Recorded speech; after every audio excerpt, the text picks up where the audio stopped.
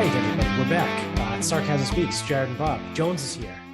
It's been 3 days for you guys, and it's been about 3 minutes for us. We're doing a doubleheader tonight. Obviously, we got the 4th of July weekend coming up. So we got shit to do. Well, more so, Bob's the only one that actually has real plans. I'm gonna be in the great up north. The gun hippie land. Yeah, something like that. Yeah. So we're coming at you again. I'll be able to play some bets on the way. Oh yeah, that's right. What are you gonna bet on? Open Championship. Who you like? I don't know yet. I think I already had two. I took Zalatoris and I got Max Homa too. I think I also have the same. Yeah, I got Max Homa at 100-1, and then Zalatoris at 28-1. You don't have Shoffley. Yeah, I don't have Shoffley now. Fuck that. Fuck that guy. Yeah, speaking of, I went 0-6 today in my or this weekend at the Travelers. Nice. Yep. I had Patrick Cantlay outright. So that's cool. That worked out well. That worked out well. I had Hank Lebioda and Stuart Sink to finish in the top 20. Didn't work out. I think Lebioda got close. Actually, I think they both got close. Stuart Sink had a good round today. Lebioda shit himself on Friday, I think. And then I had Davis Riley, Siwoo Kim, and Keegan Bradley to finish in the top 10. And obviously none of that happened either. So I think Siwoo Kim missed the cut. Maybe not. I don't know. Was I the only person who thought that Shoffley was going to bone that fucking tournament? Well, Thagala did it first. Otherwise, I have no doubt in my mind that if Thagala got in with par and was one shot ahead, Xander Shoffley was not going to be physically able to hit the shot that he hit on 18 or roll the putt in. No fucking way. There's no fucking way he was going to birdie that hole if Thagala got in with par and finish one ahead of him. No way. Yeah, I doubt it. But instead, a couple bunker shots, doesn't get up and down, harsh lip out, double. Talk about two guys, though, that just can't close, right? Thagala's actually played very well this season, but on Sundays, he just shits the bed. And go figure, he actually had a good Sunday today. He had a great round, and then he was bogey-free until 18, where he made double. So, and then obviously Xander Shoffley is the king of the 54-hole lead and then, just pissing it away. Yeah, he's 1 for 5 now. Yeah. He's also the king of underwhelmed. That's the biggest thing. Is the weeks that you think he's going to do good or fits a course or has played well on a course before or it's a major or whatever, nowhere to be found. Yeah. In any realistic winning situation. Yeah, he's pretty good at finishing top 10 in a major. And then with the Travelers, it's the field was strong this year. He was in it. So it's it's not out of the realm of possibilities for him to win, but it's you can't continue to take this guy every fucking week. He never wins. Oh, yeah. Here we are. It's I fucking hate that. He's so annoying. Do you know, was Ian on him this week? I haven't been paying much. I don't know. That's one of Ian's guys, though. Yeah, I know. Go figure, right? The 1 week that Ian probably isn't on him is when he would win. Well, that's why I tweeted at Ian when he won the team event with Cantlay. It's of course he wins the fucking team event. Yeah. Oh, he's two-time winner on tour this year now, though. Yeah. Shoffley. Yeah, count it. They got to do something about that team event. I don't know how that counts as a fucking win. Yeah, that's not the American Express, right? Which one is the team? It's in New Orleans. Oh, the Zurich. Yeah. They got a lot of weird ones, right? They have the Amex is the pro. That's the Pro-Am, I think. It's a Pro-Am before Pebble on the West Coast. PGA West. Yeah. And then Pebble also is a Pro-Am. Yep. They got a lot of weird ones. They got the team event, the match play, which is fine, right? But it's just kind of Listen, if you win an individual title, I'm good with that. The team one is just fucking weird. Yeah. Like, yeah, no. So now Shoffley has 2 wins this year. It's like, how the fuck does that count? Because it's Xander Shoffley. Yeah. But whatever. Go figure, right? All right. I got something here that I think is interesting. And then I'll kind of just keep turning it from there. But I saw this preview the other day for a new series. I think it's coming to Paramount Plus or something. I don't know, wherever it's going. It's a new TV series. It's called The Offer, and it is about Francis Ford Coppola trying to create The Godfather. So we are now at a point in Hollywood, in movie production, that things are so bad, we're making movies about people trying to make movies. That's where we are right now. We have that because there's like no more like original shit. Like everything has been remakes, right? Like they've remade every single Disney princess movie with live action, right? They redid The Lion King, they redid The Jungle Book too. They've redone they rebooted Ghostbusters. All of these movies. I guess you technically could make the argument it was like a soft reboot of Jurassic Park. Like it's all of these like big movies that are super successful they redid Jumanji, right? Like they made 2 remakes of Jumanji. And it's like everything is movies. Yeah. I mean, I'll let Top Gun slide because it is a sequel, but it is along the same vein though, right? So I like quasi have it on the list, but like you can't make new movies anymore unless it's a superhero movie, right? Like superhero movies are the only things that do super well, but like every big movie now is something that already existed in whatever 70s, 80s, 90s, take your pick. Like there's now a Lightyear, like there's a movie about Buzz Lightyear.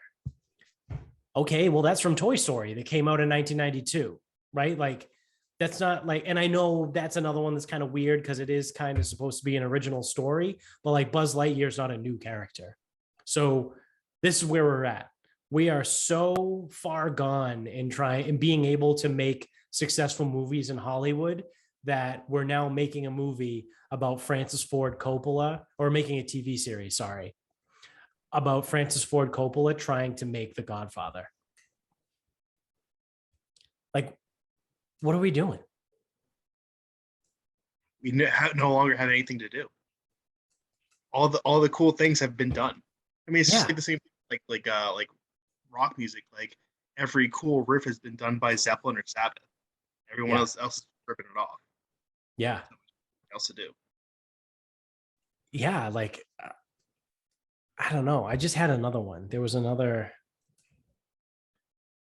I forget what it was. I just had another movie pop into my head that was a remake or a reboot. I saw the reboot of Beavs and Butthead last night, and I mean, it was the same. It was more or less the same exact storyline from the '96 movie. I mean, it was still funny. I still laughed my ass off. Beavs and Butthead do America. It's Beavs and Butthead do the universe. It follows the same exact storyline. It's the dumbest thing ever, but it's still Beavs and Butthead. So. They're releasing the new series too soon, right? I think. Yeah, they had a few episodes drop. I think it was on Comedy Central 2 days ago. I haven't watched those yet. Of what, Beavis and Butthead? Yeah. Yeah. They're bringing out new episodes. I was a late adopter of Beavis and Butthead. The Jimos had to show me that. Because I don't know. I think when I was a kid, it's like I never watched it or never liked it. I don't know, one or the other. And then they had to show me, so I had to like go back through it. It still carries. Like I watched the still laughing at. It's probably just someone's still a child, but yeah, I mean, people don't change, right? Yeah. If I found something funny, then I'm probably still gonna find it funny. All right. So I found a list of movies that are remakes or reboots that are coming up. You know, this particular list is between 2018 and 2022, but it's like All Quiet on the Western Front.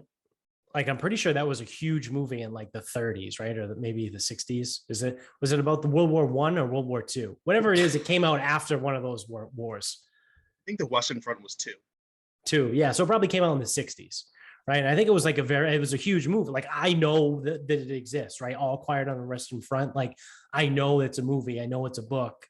Like, I'm pretty sure it was a huge movie whenever it was that came out. Let's call it the 60s. And they're just remaking that now too. Cool. The Crow, the reboot that nobody asked for. They're doing The Crow. Jesus Christ. Dirty Dancing. They're remaking that. That's their third. Yeah. Commando. I don't know who's gonna. I don't think anyone can do that better than Arnold Schwarzenegger, but whatever. Scarface. That's fucking blasphemy. They're remaking Scarface.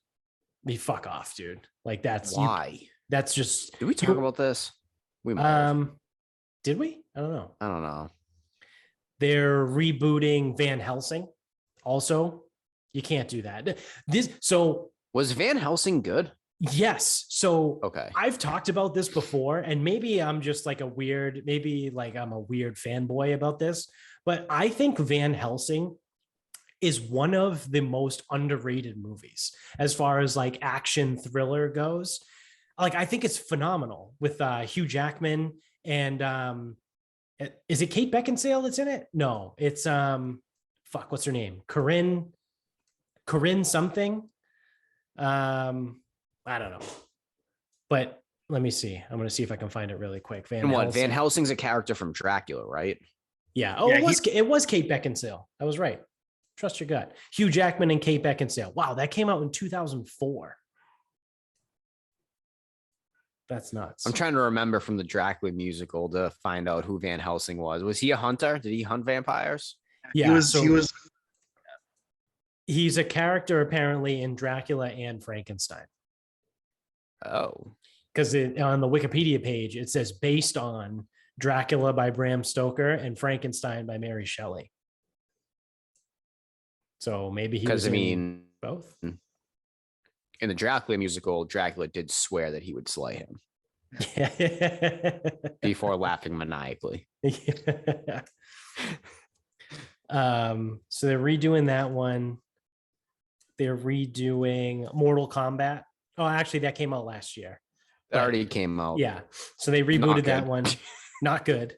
Right? Which, to be fair, all 3 Mortal Kombat movies that have come out have not been good. No. But the first one was not good, but it's awesome. Yeah. Right? And then Annihilation came out, and they kind of like did a solid with like a couple new characters, but also like not good. Yeah. It was laughably bad. Yeah. Like Baraka was in it. Yeah. Gordo. I think Gordo was in it, right? Was Gordo in the... I could be wrong. Head? No, hold on. Ed Bighead was in that? Wait, isn't it Goro? Goro. The first one. Yeah, Goro. I'm like, Gordo. I went to high school with, who's dead now. Yeah. R.I.P. Yeah, Goro is with the 4 arms. He was in the first one. Was Shiva in the second one? Because that's the woman with the 4 arms. Maybe. I might be fucking. So they're also remaking Cliffhanger. That I think I never saw it, but I think it was a terrible movie with Sylvester Stallone. Like, some of these, like, there's a list. I'm scrolling through this list, like, not saying a lot of these. Like, some of these are terrible. Like, why would you remake a movie that was terrible? But whatever. So Cliffhanger is another one. Hellraiser, they're rebooting that. Conan, they're making a new Conan. Spawn, they're rebooting that. They're rebooting A Nightmare on Elm Street. Spawn was a great video game. Comic was actually pretty good too. Yeah. They're rebooting Charlie's Angels, or actually, no, it came out in 2019. Mortal else? Kombat Annihilation has a 4% rating on Rotten Tomatoes. Sick. That's awful. Apparently that movie, The Invisible Man, with the girlfriend from Get Him to the Greek that came out in 2020 was a reboot of a movie from like the 70s. They're redoing Memento. Fuck off. Why? How did Christopher Nolan give that okay? Have you guys ever seen Memento? Is that the movie that's for sure not in order? Yeah. Yep. It was Christopher Nolan's first movie. It's the synopsis right here. The remake of the 2000 film Memento about a man suffering from short-term memory loss while trying to track down his wife's killer. But it's like, that's a phenomenal movie. Who's it? Guy Pearce is in it. He's the main character. Like, again, it was Christopher Nolan's first one. Like, phenomenal movie. Why are you redoing that? Like, there's like, I don't know. This is just fucking, it makes me aggravated that they reboot these movies. Like, the movie already exists, right? Like, if you want to watch the movie, like, go watch the movie. Like, oh yeah, but I want to see it updated. All right, then find a different movie, dude. Like I don't know what to tell you. Like, you're going to remake the exact same movie all over again? Can you imagine if they like redid Office Space or like The Big Lebowski? Like, I would be. They would not be nearly as good. Yeah. No. Like, none of these movies are good. They redid Shaft in 2019. Like, it's just fucking stupid, right? Like, obviously, I mean, you could throw Batman on the list, but they do that all the time. I don't know. It's just dumb, right? Like, the worst part about it is the preview. So I didn't know what it was. So I saw this preview for The Offer, and Miles Teller is in it. And I really like Miles Teller. And also it's the dude, Joe Gamzee or whatever. He's the dude, he's the American guy. You guys probably haven't seen it, but in the Harry Potter, the Fantastic Beasts thing, he's Jacob. He's the American guy, but he's in it. There's a lot of other people that are in it. And I was like, wow, what is this? Like, and by the preview, I was like, wow, this looks pretty cool. And then I looked it up and I was like, oh, it's about Francis Ford Coppola trying to make The Godfather. Like, what? Like, I don't know. And maybe I'm just an idiot. And like, I don't know that like there was a really cool backstory into how it was created, but like, that's what we're doing now. I can't imagine it's gonna be all that good. I mean, you're filming something about something being filmed. Yeah. Being remotely interesting at all. I'm just a dude playing another dude. That's a movie you can't remake. No. There's a lot of reasons why you can't remake that. There's so many things that you cannot do anymore in that movie. Phenomenal movie though, right? Like, I think we're all in agreement. Both of which integral to the plot. Yeah. I mean, Tropic Thunder is absolutely incredible. It's funny. I didn't like it at first. Same. When it first came out, I did not like it. I did not think it was funny. Yeah, it's it grows on you. There it were also rumors. came out at a weird time. Like, I know 2008, I think, right? Yeah, so it's ish. I know like 02 to 04 was like the 90-minute comedy, old school, 40-year-old virgin, whatever. Yep. 08 to 2010 was almost just as good. It was.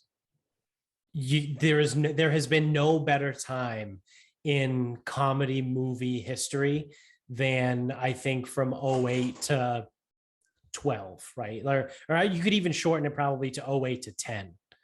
And you know what I'm actually thinking? You might have to actually extend it from like 2001 to 2010. Or you could go, I would go from 06 to 2010. From 6 to 10.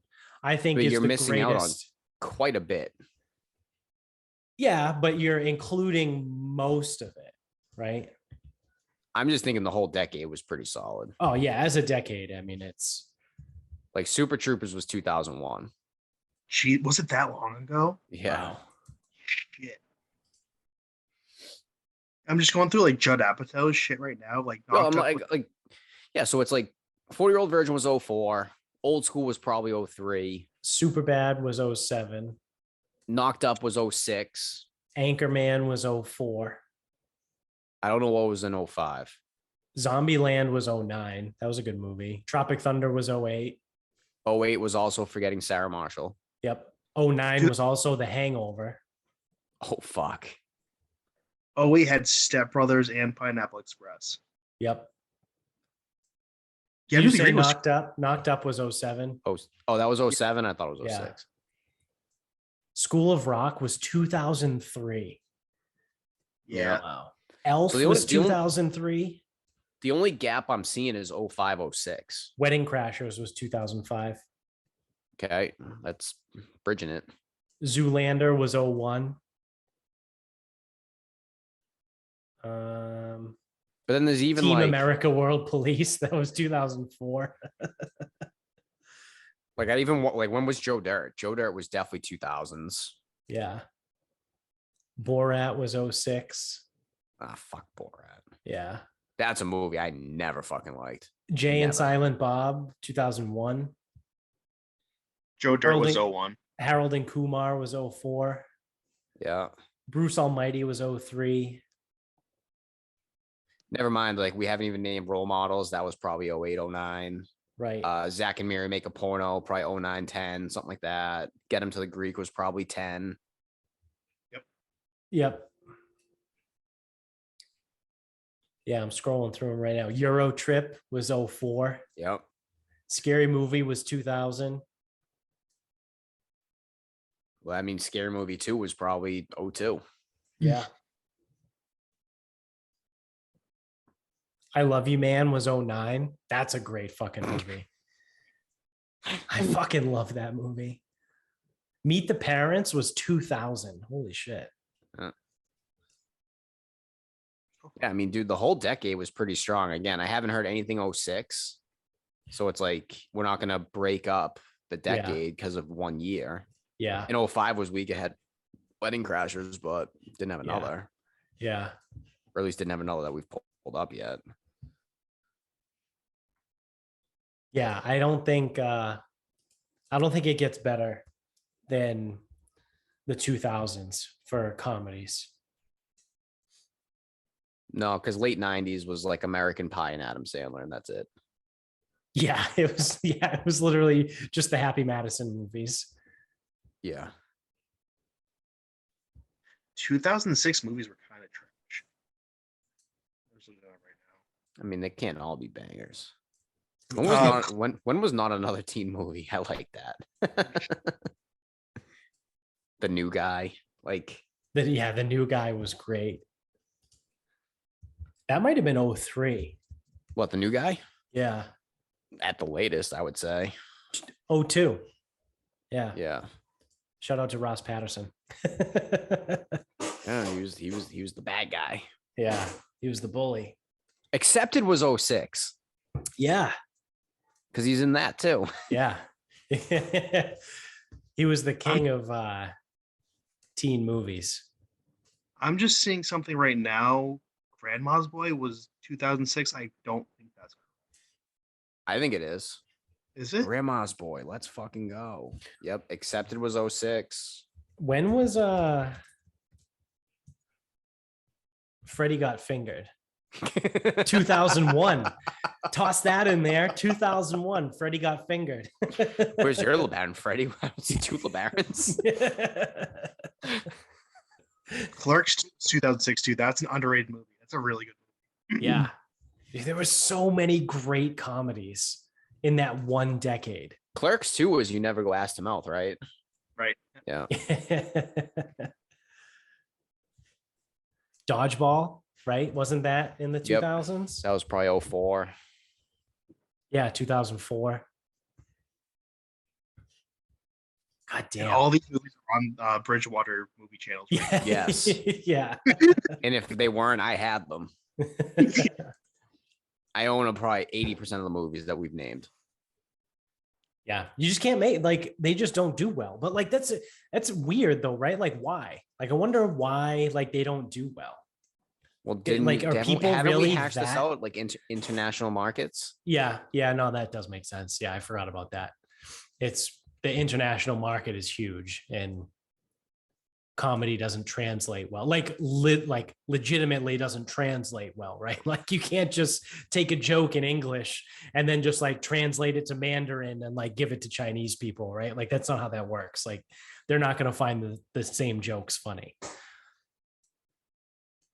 So I think I saw something about like the Buzz Light, like they had to like doctor it heavily in like Middle Eastern countries because it out of the gate it got banned in like 14 countries. Yeah, because there's a same-sex kiss. Oh, God forbid we show that. But that's all like the Middle Eastern countries. Great people over there. Really, really keen on their human rights. Yeah, it's just like the South. Yeah. Does the podcast have any listeners in the Middle East? I don't think so. I don't see how we could. Yeah. I mean, I can certainly check. I feel like no, we at one point in time we had somebody in Iraq or Iran, I think, that was following the show. Where's Kyrgyzstan? That's like more Asia, I think. Yeah, that's by like Russia, Pakistan. Russia, India, like over that one, like by Pakistan. Yeah, the Ural Mountains and shit. Yeah. We've got 2 downloads in India this month. One in Bangladesh.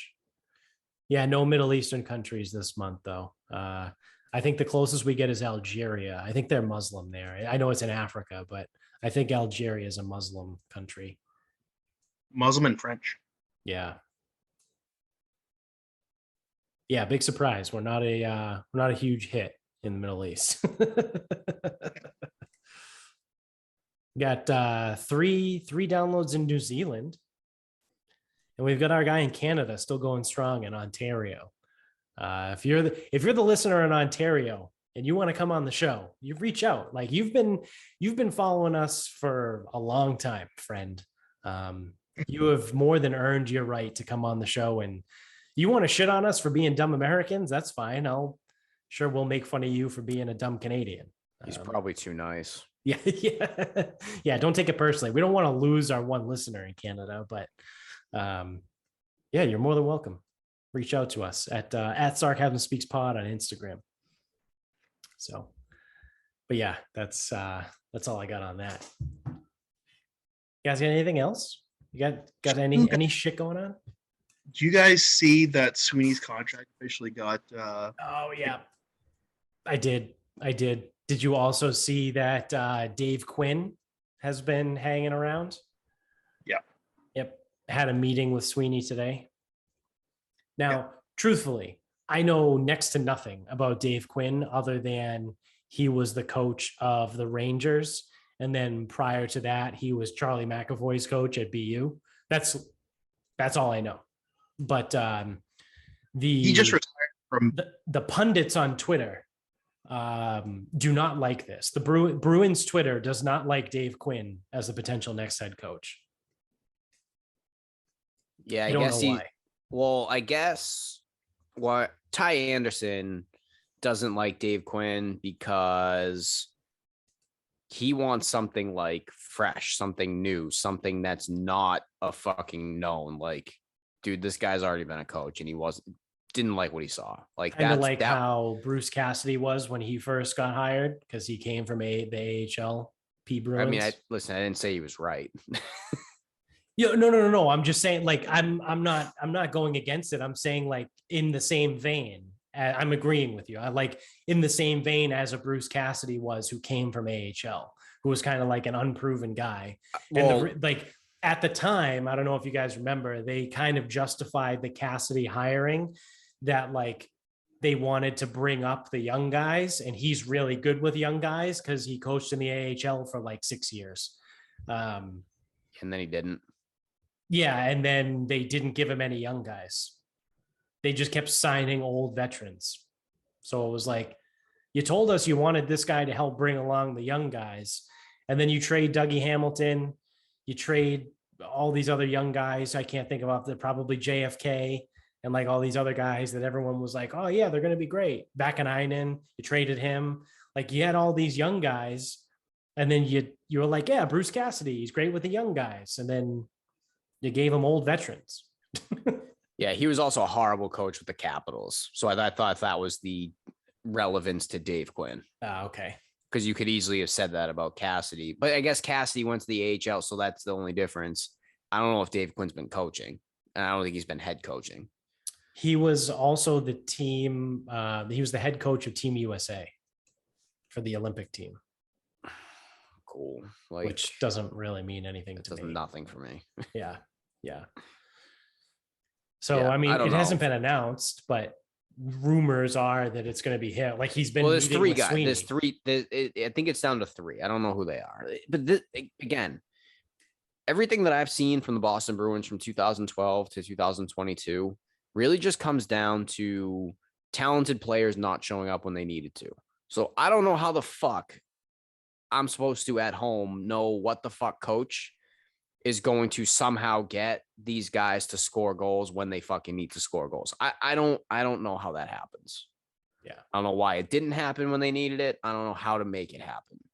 I am just some idiot here. But the fact that, I mean, obviously the fact that Sweeney got extended is just a disaster between free agency and the draft. It's been fucking horrible.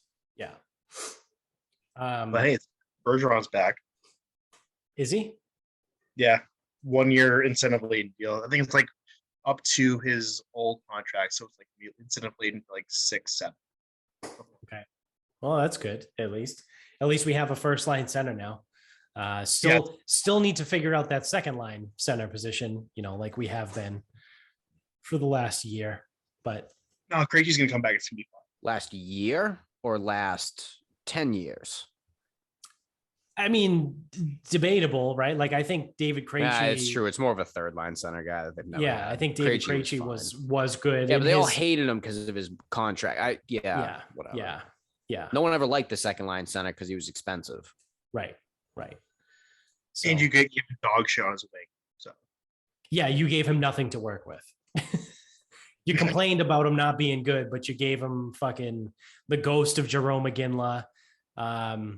Ginla was actually good that year. A half-dead Rick Nash, who was really good at hitting the fucking pipe. And then my guy Yager the other year, who did absolute dog shit. So he's a lot of women though. Yeah. Drank a lot of Hypnotic at the club. So I don't know. I mean, do you know who the other two guys were? Did you say? Or no? No, I have no. I could look it up, but I think Jay Leach was another dude. And then I don't even. Is that like Brian's brother? Like, who is that? that's what I was saying. Like, he's got to be related to Brian somehow. Well, I think it's spelled different though. Yeah. And then some other. Yes. Hopefully, it's not related to Mike Leach. We don't need him to lock the guys in the fucking closet. Dude, maybe it would help. Like, I don't know. I don't know what it takes to get these guys to score goals when they maybe. Yeah. Maybe just bring up Chuck Danoon and get some mayonnaise bottles. I wonder if Chucky Adams from Medford High is available. Yeah. Yeah, it's like you said though too, right? Like how do you get these guys to score goals when it counts? Because they just don't. And they do it normally, but they don't do it when it matters. I don't know. Yeah. Seemingly just about every fucking May, you can pencil it in that Brad Marchand's just going to disappear, right? Pasta's kind of up and down. He'll go one game and score 3 goals and then won't score again for a week and a half. Or they'll all score in a series, win the series, and they move on to another series, and then no one scores. It's like, what the fuck? Yeah. I don't know. I don't know what it is. I truthfully, I don't know what to do about the fucking Boston Bruins. Like, I think years of bad drafting is really fucking gonna be a problem. Yeah, for sure. I don't know if this was a podcast thing that we talked about or if this was like a golf course conversation or something, but are the Boston Bruins the hockey version of the Cincinnati Bengals? We did talk about some. Okay. All right. So I have said that before. And yeah, I think they're pretty similar. Yep. I mean, yeah, again, it's always like a nice team. Yeah. Well, And until Joe Burrow walks through that door, then there is no. Yeah.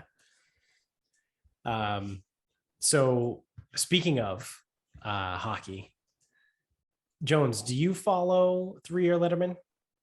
Yes. Yeah. Have you seen Lord Maple Leaf? his spat with Lord Maple Leaf? Yeah.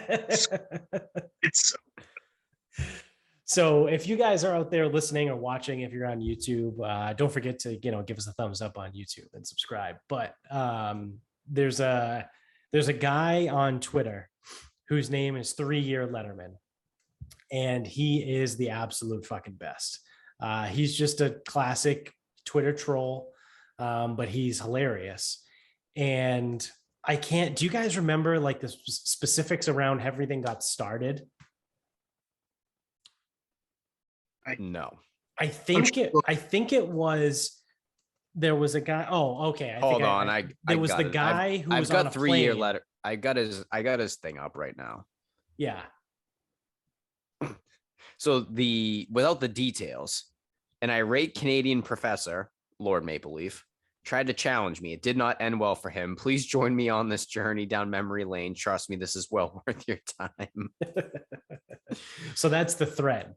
But the original thing, I'll let you get through the thread, but the original thing was this Canadian professor was on a plane and the stewardess wasn't wearing a mask. So he like videotaped her and like flipped out and like ratted her out to the police or some bullshit like that. And it was like all over the news or whatever in Canada, but you can proceed with the thread. Yeah. So this guy, the guy's real name is Amir Adaran. He goes, Canada's not the USA, you fuckers. He goes, so 3-Year Letterman goes, correct. You are just a British province, not a real country. So you have to do whatever America says. And then goes on, whatever. So then I guess, so Amir said, Canada, US fought a war. The US lost. Can I call you illusionary? He goes, this is false. You lost the Revolutionary War to us and then needed us to single-handedly win World War I for you. You have 0 SEC championships.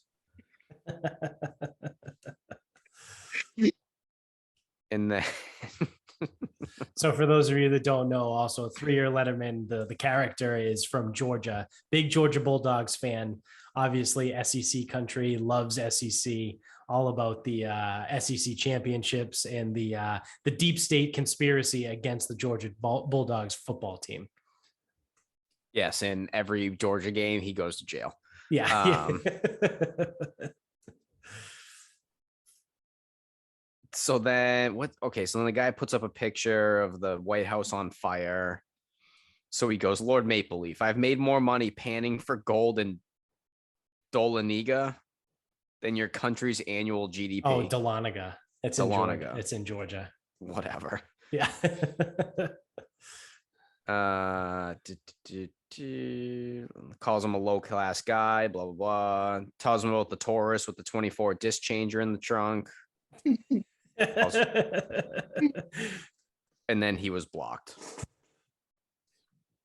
So the best part about 3-Year Letterman is that when he interacts with people on Twitter, they take it seriously, right? Like this Lord Maple Leaf guy, like thought there was really this guy in America from Georgia that was like, you're a British province. And like his whole shtick is like, he'll go on Twitter and it will say someone named like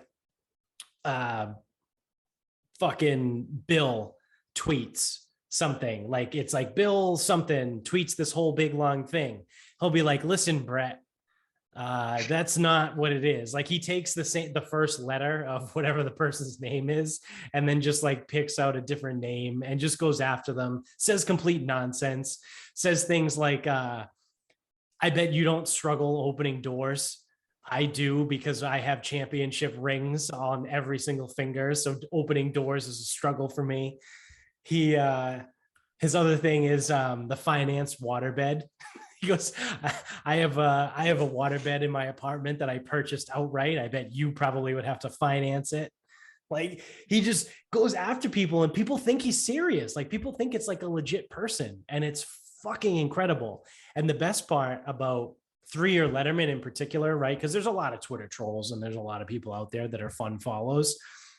But 3-Year Letterman in particular, his followers will then go after people. Like his followers will hop into the conversation and start just shredding people and like saying like, you know, our first and greatest president, Benjamin Franklin, would be despised by, you know, whatever. Like these people, they're in on the joke, right? And it's absolutely incredible. So if you have a Twitter account, you absolutely need to follow 3-Year Letterman.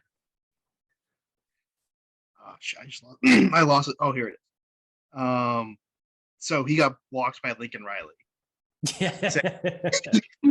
He can't handle the grind of an SEC schedule. I also love when 3-Year Letterman just decides, he goes, well, I think I'll venture into lacrosse Twitter today.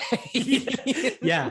He'll just randomly like jump in. Like sometimes he'll jump into like political Twitter, or like you said, like lacrosse Twitter. Like he jumped into to baseball earlier today. Like he posted a video of like the Yankees Astros game, and it goes, as a show-stopping little league umpire, I'd have waved off the home run, called Judge out, and ejected him if he reacted to a home run like this on my field. Respect the game or I won't respect you. Because apparently he like pimped a home run and like threw his bat and like did this whole thing. Like it's just great. Big Joe West. So going back to like having like the whole community that 3-Year Letterman is. Yeah. So like someone made a Twitter account called Waterbed Finance Center. Yeah. And it's like they're all in on the joke. Yeah, it's incredible. Like there's people out there that are just awesome. Like they just jump in, and the people like that, like the Waterbed Finance Company is like just as clever and as witty as 3-Year Letterman. But it's like, it's something like that makes me wonder, like, what does that guy do? Like, does that guy have a full-time job? Like, is he just at his house, like constantly on Twitter? Like what? So we're not a fact-based podcast, right? No, Okay. certainly not. At some point he was interviewed in something behind a paywall. So I never was able to actually read the article. Okay. I want to say he broke character and said he was a lawyer. That's fucking amazing. I want him as my lawyer. But I think it was like, I think it was The Athletic or something. Okay. So yeah, it that was makes like, sense. The Athletic is behind a paywall. it's behind a paywall, so I couldn't read the article. Yeah. You know what's funny though? This is big news won't like this, but if you ever run into an article that's behind a paywall, I don't know how it works on a non-iPhone, but on the iPhone, there's a little button that says switch to reader view. And if you do that, you can read the whole article sometimes. Oh. So like on an iPhone, like the reader view is like, it removes all the ads. It's just words on a page. So sometimes like if you run into something that has a paywall, you just click switch to reader view, and then you can read the whole thing without having to actually pay. But I think some of like the bigger like companies have kind of figured that out and like did whatever they needed to do on the back end to stop that. But it's always worth a shot. I always try it. Like when I run into a paywall, and then if it works, I read it, and if it doesn't, whatever, I don't read it. So there you go. There's your fun fact. If 3-year Letterman is in fact a lawyer, I would love to get his thesis on Roe v. Wade and stare decisis. Yeah. Isn't stare decisis like that thing that just means like you just leave shit? It's like status quo, right? Yeah, it's settled law, more or less. Yeah. We just did the whole episode prior to this with Sexy Chris. Shout out to Sexy Chris, talking about all that shit. But I mean, people are just going to keep bitching about everything no matter what anyway. Like, you're never going to be happy, right? You're never going to make everybody happy. We kind of talked about this a little bit, but it's like, I think the bigger problem here is that everything is like the worst thing ever, right? Like, so when Donald Trump got elected, everyone was flipping out, like crying in the street, saying like the world was going to end and all this shit. And it didn't end. Things kept going. And then Joe Biden got elected, and then all people on the right were like, oh, the world's going to end, all this. And it didn't, right? At least not yet. I mean, he's still in office. There's a potential for World War III and some nukes to get dropped. But, you know, as it stands right now, it didn't end, right? But it's like, all these people that just live on like the far side. And it's like, you guys are dickheads. Like, you need to stop living on the fringes and listening to the fringe people and being influenced by fringe people. Like, it's fine. It's really not that bad. Like, however bad it's being portrayed in the news, divide that by like 6. And then you're probably closer to like reality. Yeah, I mean, shit just sucks. It's fine. We're all gonna die. Yeah. So I wasn't actually listening. I did confirm that 3-year Letterman is an attorney from the north. Really? Up Yeah. here somewhere? Well, Broad. north of the Mason-Dixon line. Could be Ah. anywhere from fucking Jones to us. Is Maryland north or south of the Mason-Dixon? Where was the Mason-Dixon? From everything I know they were considered the South. Oh, okay. Then Yeah, I guess I was off. that's what I figured. I thought Maryland was. I thought it was below Maryland. Maryland is the border state. So the Mason-Dixon line was drawn along the northern border of Maryland, northern and eastern border of Maryland. So Pennsylvania, New Jersey, Delaware, the north, Maryland, Virginia, West Virginia, the south. Yep. Oh, there you have it. So Northeast. there you go. Yep. Because I think the Confederate capital was in Virginia. Yeah, it sounds right. I could be making. Maybe. Or I mean, we're not fact. South not Carolina, fact-based. or was there just like a really big base? Fort Sumter was in South Carolina, Yeah, right? maybe that's what I'm thinking of. Yeah. I knew there was something in South Carolina. I don't know. Didn't something happen in a place? Yeah, something happened in a place Yes. where they fought each other. I'm pretty sure it was South Carolina. It was actually all of Vicksburg? them. No, it's Tennessee. Say, didn't something happen there? There's Fort Knox is in Tennessee. Yeah, got robbed one time until Yeah. James Bond saved the day. Thank God for James. You guys got anything else? Are we creeping up on wrapping up time? Are we there? I think it's Did time. you no fire idea. Avalanche bet? No, I didn't. I did not bet on the Avalanche. Which means they're probably going to win like 7-1. Yeah, I need them to win. I'm done with Is the Tampa game should be on up right 1-0. now? Yeah, Tampa is up 1-0. Good. Thank God I didn't fire off that bet. Is this is it 3-2? It's game 3-2, 6. yeah. This is game 6. Yeah. So yeah, no, I did not. I went, for those of you that don't know, I went big on the Avalanche on Friday, was it? And they lost. So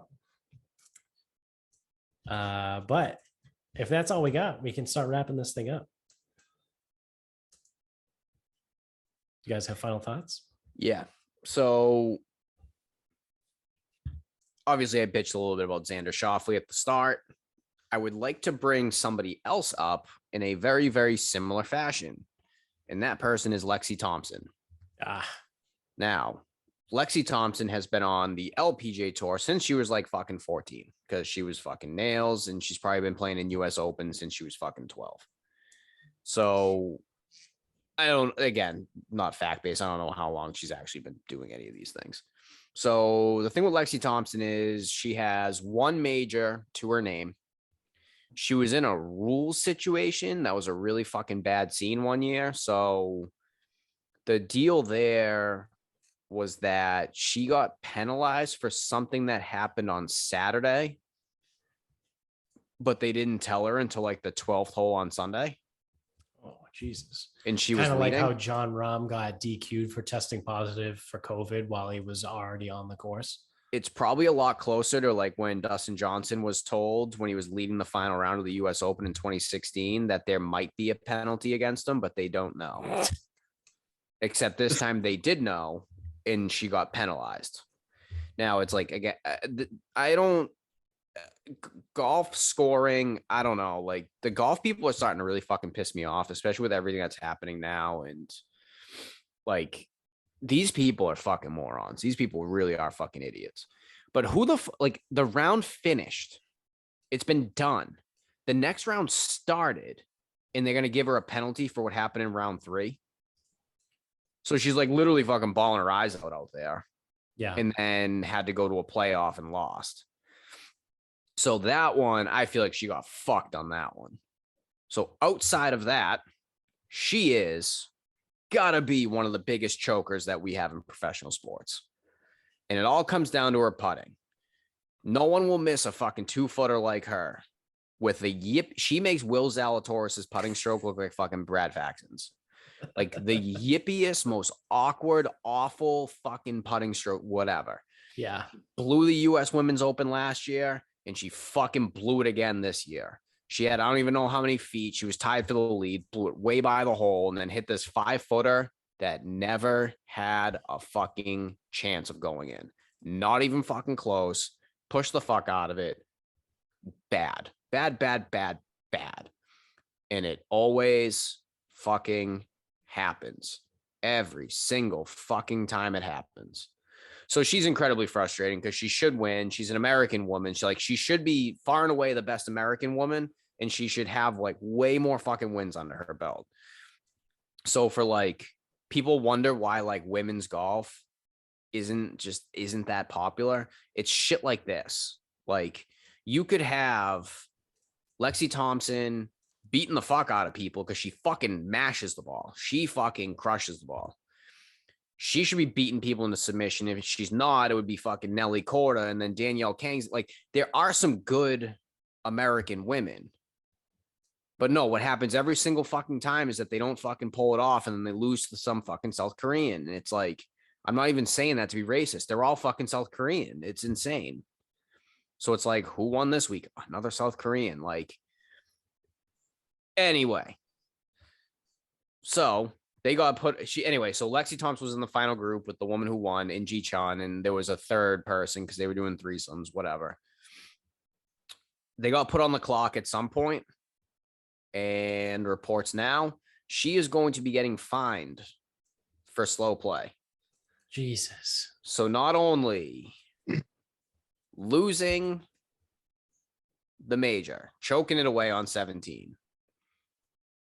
not receiving a penalty in the round, because that's generally how slow play is done, but no one ever has the balls to hit anyone with any slow play penalties when the round's actually going, she's going to get a fine. And you know what I think I would do? Now, she can't go play the live. That would be my first thing. Fuck that. I would tell the LPGA to absolutely and utterly go fuck themselves. And actually, I guess it would technically be the USGA. Maybe not, because it's a USGA. I'm sorry, that was a. Ooh, I don't know who's in charge of that, because it's the Women's PGA Championship. It's not the LPGA Championship. I don't know. Yeah. But someone would be getting told to go fuck themselves. Don't know who, don't know how. Just lost the major, pissed it away on 17. And then like, you're going to bother hitting her for like what, like a $2,000 fine for slow play. Yeah. Without giving her a penalty in the round. It's fucking gutless. Like, it's so it feels so fucking passive aggressive, because it's like, well, she was slow, but we didn't want to penalize her because that might have like jeopardized winning the championship. It's like, dude, you either care or you don't. And if you don't, then don't fucking fine her. And if you do, fucking handle it. It's a fucking penalty. And it's generally a penalty for everybody in the group, generally. Now, it's not clear if everyone in the group will be getting fined or just her. She does take way too fucking long, to be perfectly honest. Especially like, takes way too long to miss these putts. Like, that's the other thing. It's like, you're taking this long. So I almost feel like she should be fined just for missing the putts she misses. It's like, oh, it took you that long to put that effort on that putt. Yeah. And it's like, lady, what are you doing? But no, I would absolutely be telling the proper authorities to go fucking fuck themselves on that one. What's the general criteria for slow play? I've never heard that. So so golf is stupid, right? Yes. And professional golf is even dumber. So generally speaking, keeping up with the group in front of you means somewhere along the lines of like, when you're hitting your tee shot, the group ahead of you should be probably walking to the green. They shouldn't be off the green before you hit your tee shot, because now that's what's considered a hole behind. Okay. So,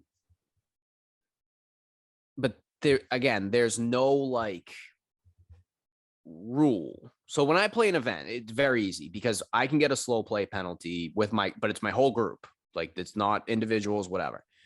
We get a slow play penalty if we finish in over 4.5 hours and more than 15 minutes behind the group in front of us. So if we play in 4:45, but we come in 14 minutes behind the group ahead of us, we're good.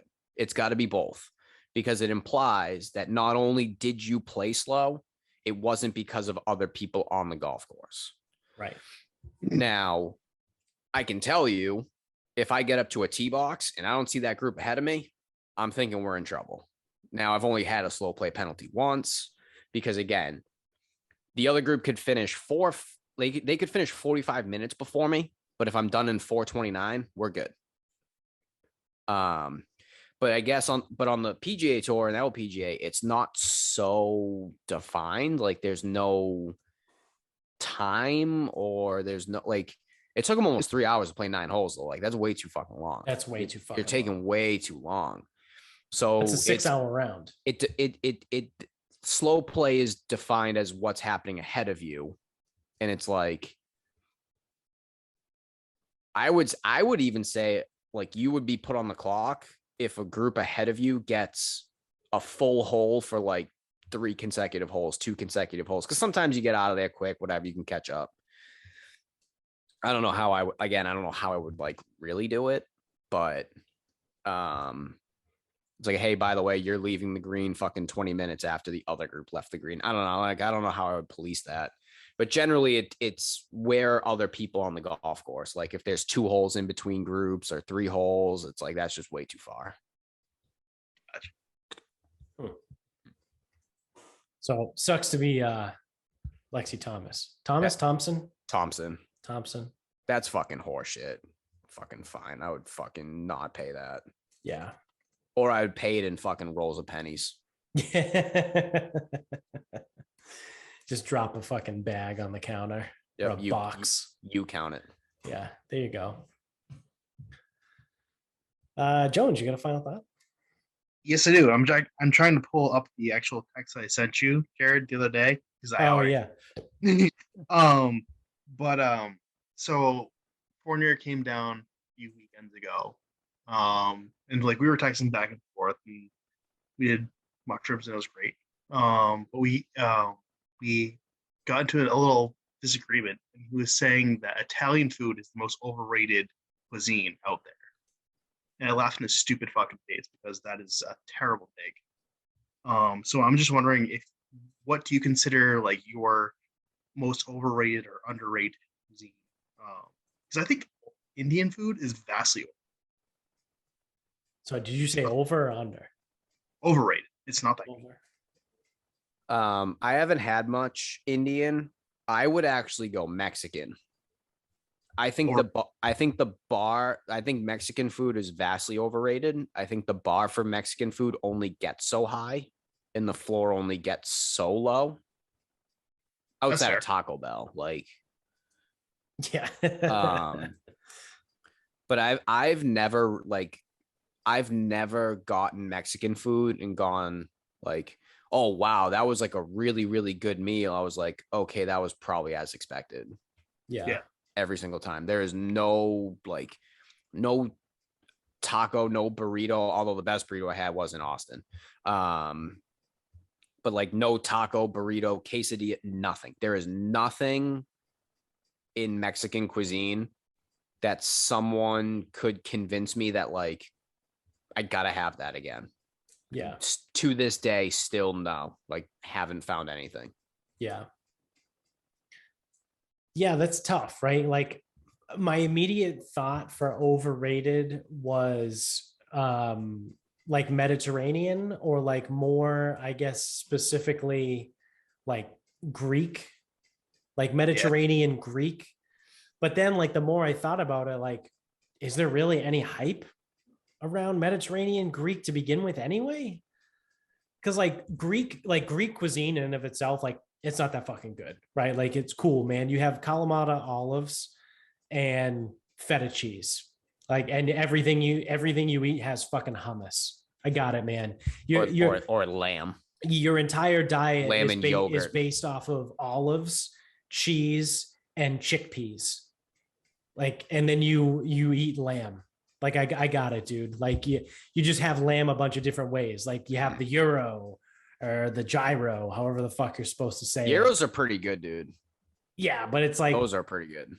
Is it though? Yeah. So like, but that's what I mean. Like the whole Greek thing, calling it overrated. Like I don't know if there's enough hype around it to begin with to call it overrated. But that was my initial thought. I don't think it's bad. Yeah. Is falafel any good? That doesn't strike me as being good. No, it's overrated. It's just fried chickpeas, right? Yeah.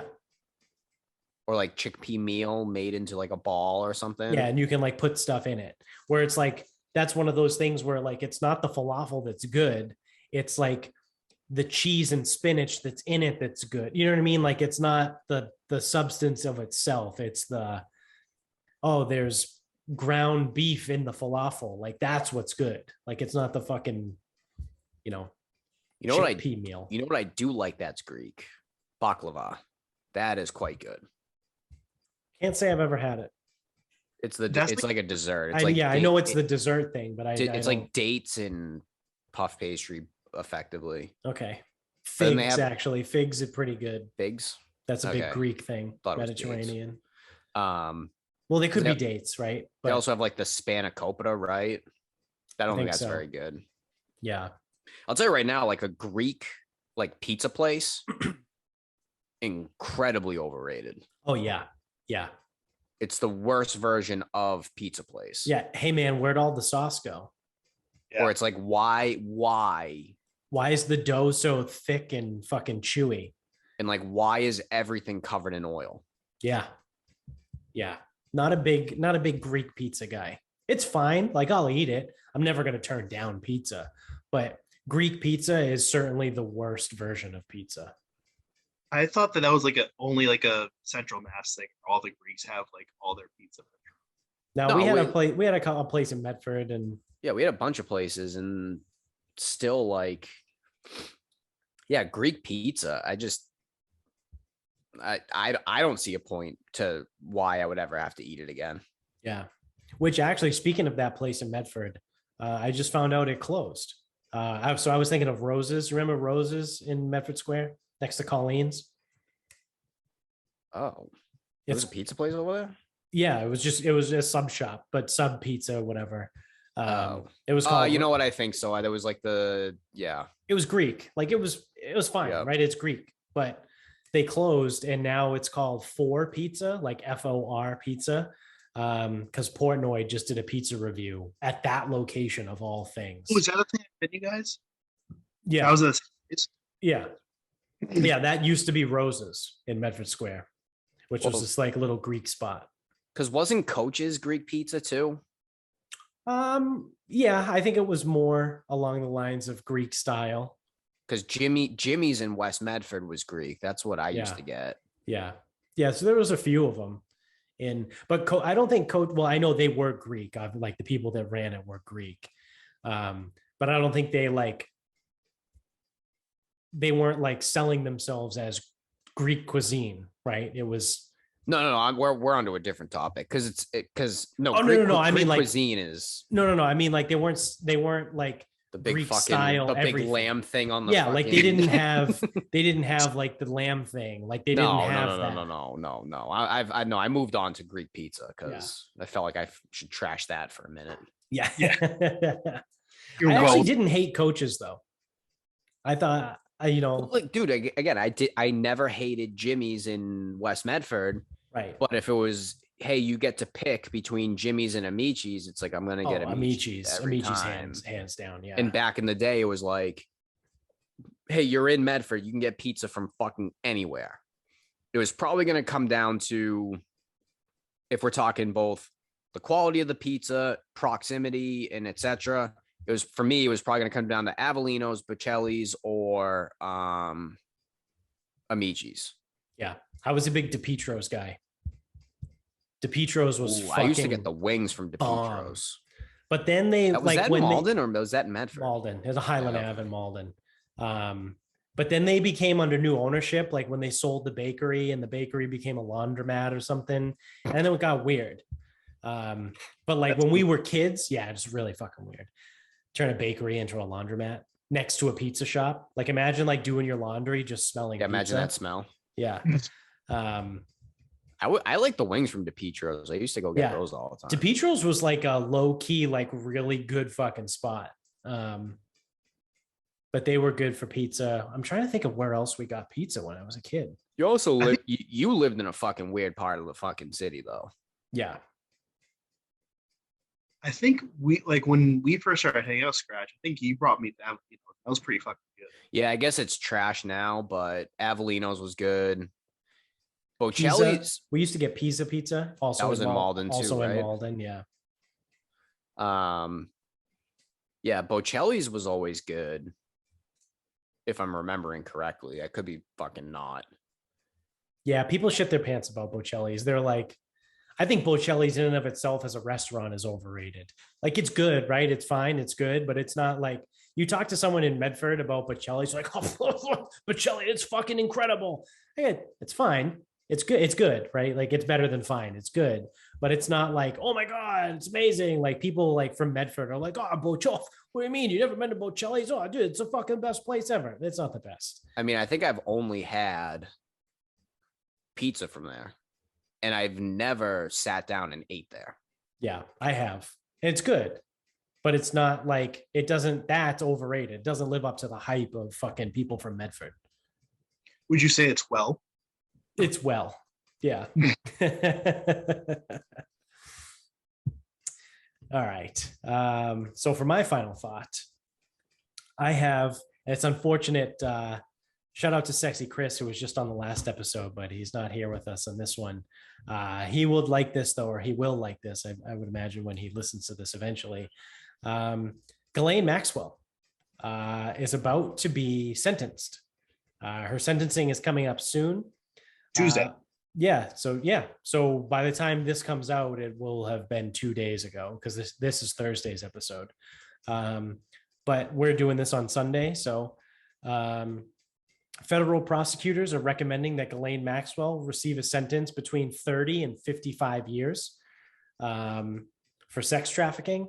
Her attorneys think that her sentence should be less than 6 years. So it's going to be up to a judge. And then randomly yesterday, while the whole Roe v. Wade conversation was going on over the last 48 hours, just a quick little news drop that one old Ghislaine Maxwell has been placed on suicide watch. Interesting. What a coincidence. What a coincidence, huh? You don't say. So she's apparently going to be sentenced in a couple days here. Again, when this comes out, it'll be prior. By the time this comes out, she might have committed suicide already, because she's on suicide watch. So who knows for that one?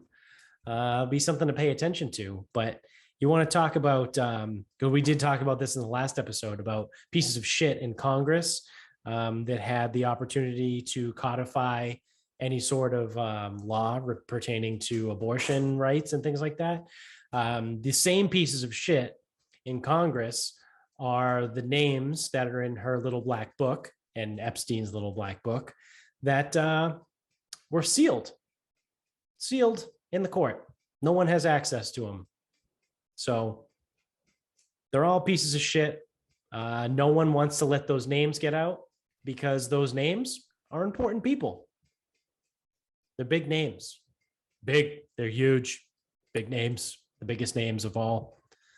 But it's just a bunch of bullshit, right? Like it's a dog and pony show at this point. They're just going to fucking kill her. They're going to say she committed suicide. And then everyone is going to be like, yeah, but I want abortions. And it's like, cool, we're just not going to talk about this. And it's going to be another thing that just goes by the wayside. Or they're going to be like, don't take my guns. It's like, well, fuck both of your fucking things that are going on right now, because this is like real. This is a real thing. And it's a cover up essentially, right? All of anything that came out during that trial was not televised either. Not anything. You look at like what happened with the Johnny Depp Amber Heard trial, how fucking huge that was. How big do you think the Ghislaine Maxwell trial would have been? Gigantic. Yeah, 10 times Depp and Heard. But it was hush hush, swept under the rug. It was supposed to last 6 weeks. It lasted like 6 days. Now magically she's about to be sentenced, and within days of her sentencing being scheduled, she's put on suicide watch. It's bullshit, man. It's just all it. These people, these pieces of shit are just going to keep getting away with being pieces of shit. And no one cares because everyone's distracted with things that don't really matter. So here we are. That's my rant. I also saw a thing. I think I forgot to send to you guys, but I think it came from her attorney that said that it wasn't suicide watch. It was just that they didn't have time to look over some kind of documents. I'll have to pull up the news story and report back. But I mean, the whole thing is also just fucking stupid. Yeah. It's absolutely ridiculous. So I don't know, man. You guys are going too deep with your conspiracy stuff. I know I didn't bring the tinfoil hat. Yeah. I should have. I should just make a tinfoil hat prop and just leave it here. Just leave it. Hold on. Yeah. Hopefully Leo won't chew it. He'll learn really quick that it's not good to chew on tinfoil, though. I mean, I don't think he has fillings. Isn't that what makes it so shitty? Yeah. Yeah, and I think it just hurts. Doesn't it just hurt? You're chewing on metal. I thought it was the fillings. Because it was a psych out in basketball. Oh, really? Yeah, he starts chewing on tinfoil and the guy just falls over. All right. Well, that's going to do it for us, everybody. Thank you for watching. If you're on YouTube, again, thumbs up, like, rate, review, subscribe. You can get us on Instagram at Sarcasm Speaks Pod. We're on Twitter at Sarcasm_speaks. Facebook is Sarcasm Speaks. The website is sarcasmspeaks.com. Go to the merch store, buy some merch. Yes, right on cue. We got the coasters right there. My favorite things ever. Thanks, Jones. Thank you to mybookie.com. Use the promo code SarcasmPod when you sign up over there to double your first deposit up to $1,000. And also shout out to grillyourassoff.com, the greatest grilling accessory and seasoning company in the entire world. Use the same promo code SarcasmPod when you check out to save 15% off your order every single time you check out over there. So until next time, good night, everyone.